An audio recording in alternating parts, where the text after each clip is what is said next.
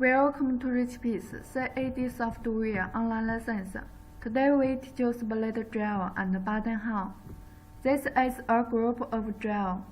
Choose the Modify tool. Click a drill.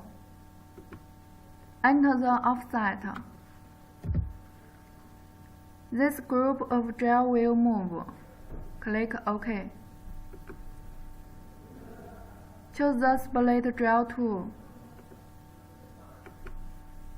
Click this group of drill. These drills have been split. Choose the Modify tool. Click a drill. Enter offset. Only one drill to move. Click OK. OK, finish.